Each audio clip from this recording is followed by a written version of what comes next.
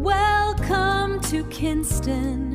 Enhance your calm and connect. KPD Connect.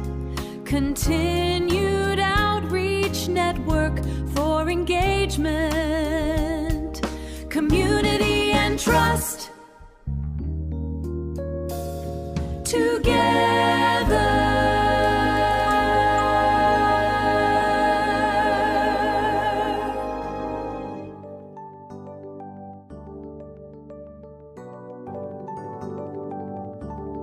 Good evening, everyone, and welcome to our second session of KPD Connect series. On behalf of Chief Goyette and the Kinston Police Department, thank you for taking the time to come and speak with us and spend time with us and just be here to be educated about scams and the elderly. In this room, there's brothers, sisters, aunts, uncles, grandmas, neighbors. You guys are what hold Kinston together. You guys are the citizens of Kinston, have probably lived here for quite a while or grew up here, and you're the backbone. Right off the bat, people automatically think that the bad guys are always in person. They're doing breaking and enterings, they're stealing from Walmart, but that's not always the case. Sometimes the bad guys, you can't see them, and they come in through different areas of your life. So I would say the top three things that the bad guys, the cyber suspects, coming through your phones, your tablets, your laptops, and we all now have smart TVs, and I'm sure in the next year somebody will get you through your smart TV at some point. We're not here to give you a lecture about don't get on the internet, don't answer your phone calls. We just want to give you the warning signs, make you aware of what's going on and how you can protect yourself as well as from family members and your neighbors and friends. So we're going to talk about numbers. Chief Goyette, Major Turner there, absolutely. So nationally, over $7.7 billion was stolen from older adults last year alone. That could be bank accounts, retirement accounts. So that would make the average victim, average individual person, about $38,000. Now, I don't have $38,000 in my checking account, but lots of people do, and this is the average. And it will get wiped out very quickly. Here in Kinston, if you look at basic crime incident reports year over year, you might think, hey, financial crime incident counts look pretty stable. But that is a dangerous illusion. Our city safety dashboard shows a shift in the current climate. Financial losses and scam sophistication are increasing, even as incident volume appears stable, highlighting a need for greater awareness. While the number of reported cases stays flat, our local financial losses jumped by 17.2%. Criminals are refining their psychological tools to extract maximum dollars from the citizens of Kinston. They have turned coercion into a military science.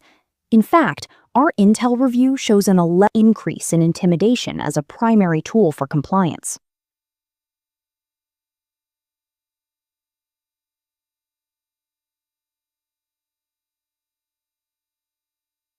Scammers often follow a predictable playbook. They build trust, create a sense of manufactured panic, and finally, gain control over the victim's payment method. Identifying red flags is your first line of defense. Manipulative tactics, like faking rapport or creating digital hostage scenarios, are designed to isolate you and bypass your normal judgment. We are all vulnerable due to the innate qualities of trust and kindness, but we are also made bulletproof to exploitation by education. Here are a couple of scenarios.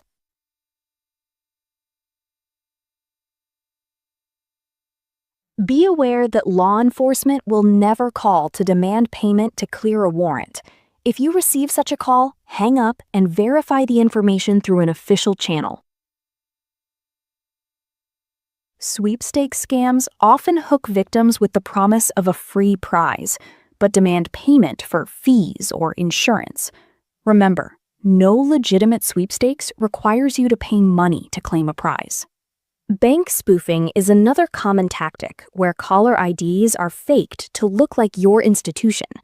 If a caller asks you to move money to a safe account, hang up and call your bank directly.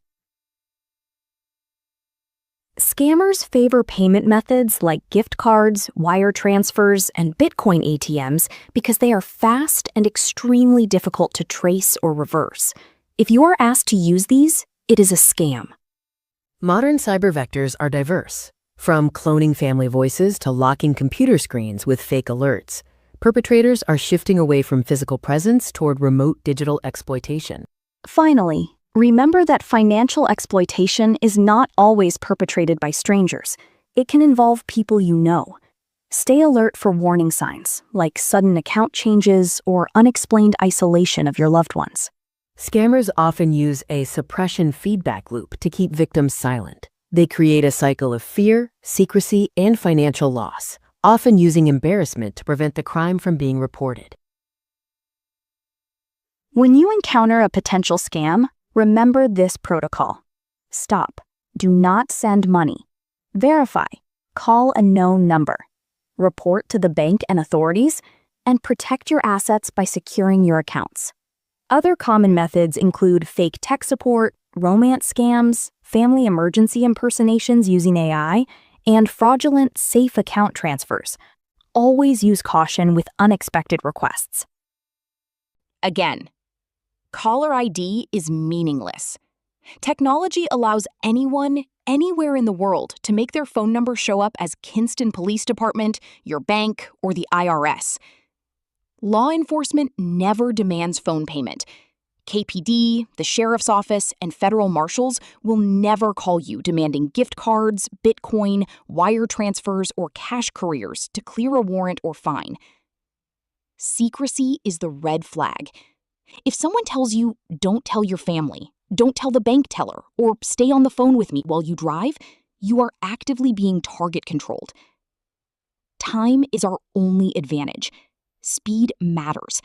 If money leaves an account, our window to freeze those funds with financial institutions is hours, not days. There is no shame in being targeted.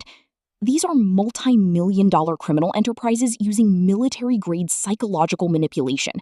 You are the victim of a crime, not someone who made a silly mistake.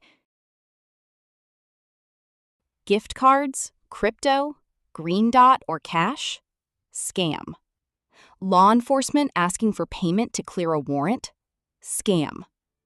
Paralyzed by fear, shame, or embarrassment? Scam.